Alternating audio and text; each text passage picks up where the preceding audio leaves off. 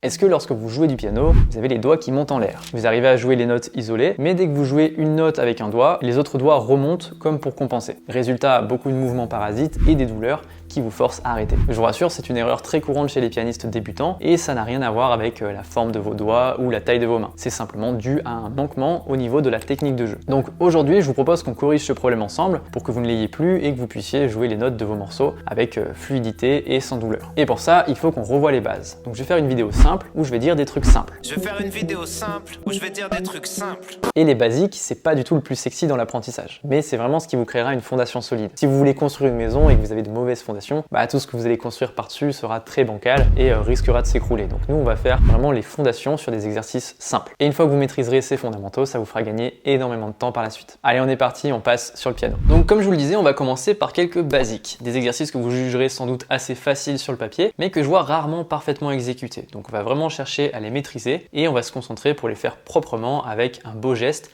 Et ce sera une fondation pour ensuite progresser en complexité. Pour ce premier exercice, ce premier basique, on va se positionner à la main droite sur Do, avec le pouce sur Do, et avec à chaque fois un doigt par-dessus chaque touche blanche du clavier. Et on va simplement dérouler un doigt après l'autre en aller-retour. Donc 1, 2, 3, 4, 5, et on revient.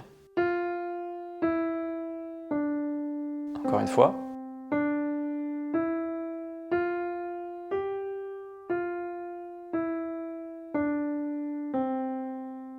Et tout le but ici, c'est de se concentrer pour faire ça avec un geste propre, un geste précis. Et donc l'objectif, c'est qu'on veut que les doigts restent bien au niveau des touches et pas que les doigts montent en l'air à chaque fois que vous jouez une note. On essaie vraiment d'avoir les doigts le plus proche possible des touches. Bon, si vous suivez cette vidéo, il y a de fortes chances que vous ayez du coup ce problème de doigts qui montent en l'air. Une des raisons, c'est peut-être que vous enfoncez trop les touches du piano. Ce que je veux dire par là, c'est que quand vous jouez une note, une fois que la touche elle est enfoncée, vous n'avez pas besoin de continuer à enfoncer la touche, à exercer une pression dessus. Vous avez juste besoin d'empêcher la touche de remonter, mais pas besoin de continuer à appuyer dessus comme un bourrin. Et du coup, si au lieu d'appuyer dessus avec force, vous empêchez juste la touche de remonter, du coup vous mettez moins de force, naturellement votre main va se détendre et les autres doigts vont se rapprocher des touches. Ce qui m'amène justement à mon deuxième conseil qui est de garder la main, le poignet et le bras les plus souples possibles. On évite d'avoir le bras tendu et les mains crispées. À la place, vous voulez vraiment que votre main reste souple. Souvent les débutants ont tendance à avoir les mains et les bras hyper raides, ce qui peut créer des tensions et ça amène souvent ce problème de doigts qui montent en l'air parce qu'il y a énormément de tension. Mais si vous jouez en souplesse, vos doigts n'ont pas besoin de compenser et de faire des mouvements bizarres. Vous pouvez faire aussi, à chaque fois que vous jouez, un petit cercle au niveau de votre poignet pour vraiment apprendre au poignet à se détendre et sentir que vous n'avez pas besoin d'être tendu, vous pouvez vraiment être relâché.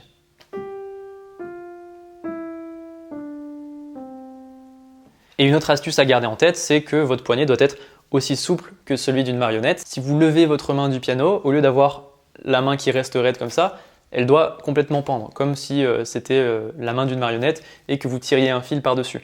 Elle doit pendre et être totalement souple. Ok? Donc essayez de garder ça en tête quand vous jouez ces 5 notes. Tout en détente, sans forcer sur les touches. Et vos doigts devraient naturellement rester près des touches. Essayez également de lier le plus possible le son des notes, que le son soit le plus propre possible, une note après l'autre.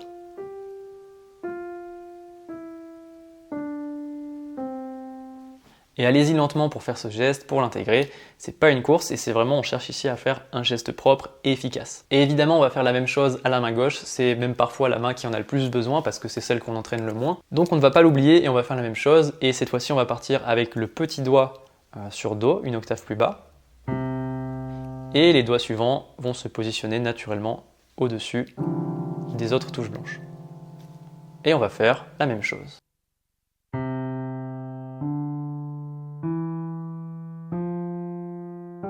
En se concentrant bien sur le geste, lentement, et en laissant le temps au cerveau de faire de nouvelles connexions. Pareil, on fait attention aux mêmes choses, doigt près des touches, un son lié. Et ensuite, quand vous avez fait ça avec les deux mains individuellement, le but c'est de le faire les deux mains ensemble.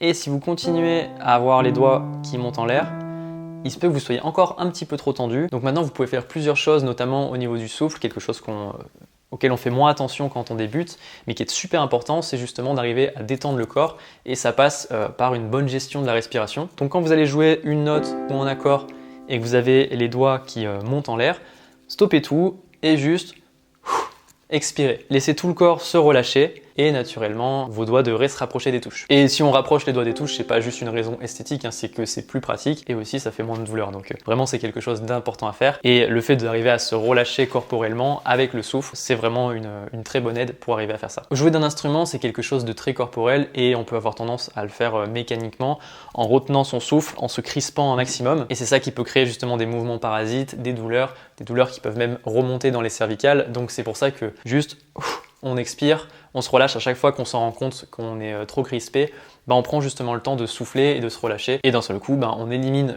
les douleurs et les phénomènes de compensation comme les doigts en l'air justement. Voilà, donc prenez l'habitude d'être à l'écoute de votre corps et quand vous jouez quelque chose et que vous en rendez compte que vous êtes super crispé, juste relâchez-vous.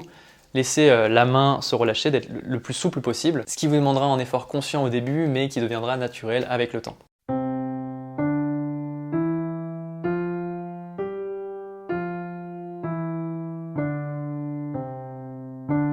Vous pouvez faire l'exercice en essayant de ne pas retenir votre souffle, en essayant d'être hyper détendu.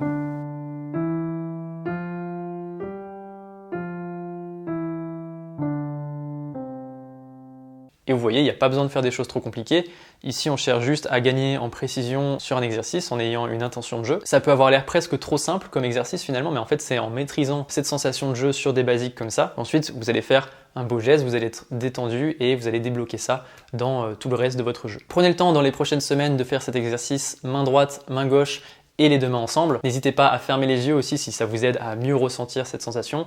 Respirez en profondeur et essayez de relâcher le plus possible à chaque fois que vous vous rendez compte que vous êtes trop crispé. Vous pouvez garder cette intention de jeu à chaque fois que vous jouez, même après vos morceaux préférés. C'est le but que ce qu'on travaille ici, ça se transfère ensuite sur tout votre jeu. Et un dernier exercice très utile que je vous propose pour aller un petit peu plus loin. Vous savez, tout à l'heure, je vous parlais d'avoir la main la plus souple possible, comme celle d'une marionnette. Et bien pour ça, on va simplement jouer un accord, peu importe lequel. Je vais jouer un Do majeur.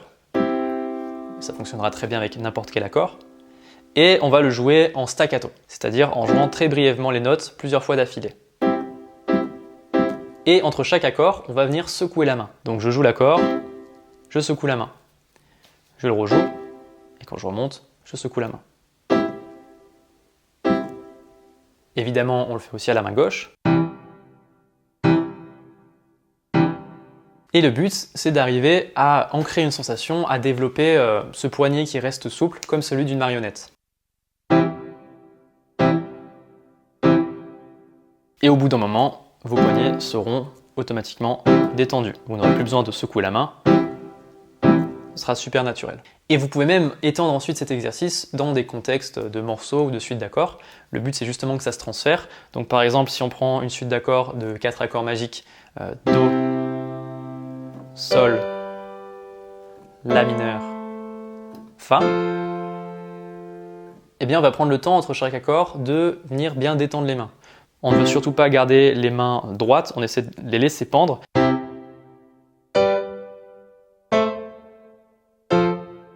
Puis au bout d'un moment, vous n'aurez même plus besoin de le faire.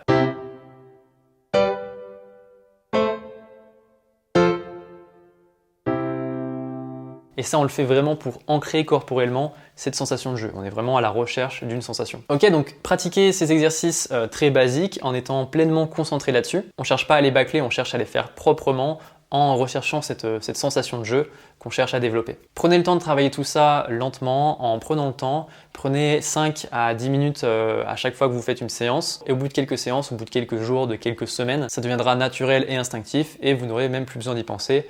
ce sera quelque chose que votre corps saura faire naturellement. Voilà, j'espère que cette vidéo vous aura plu et si vous souhaitez apprendre le piano avec moi, je vous mets un cours gratuit pour débutants en description de la vidéo. Sur ce, je vous remercie d'avoir suivi cette vidéo et je vous dis à la prochaine.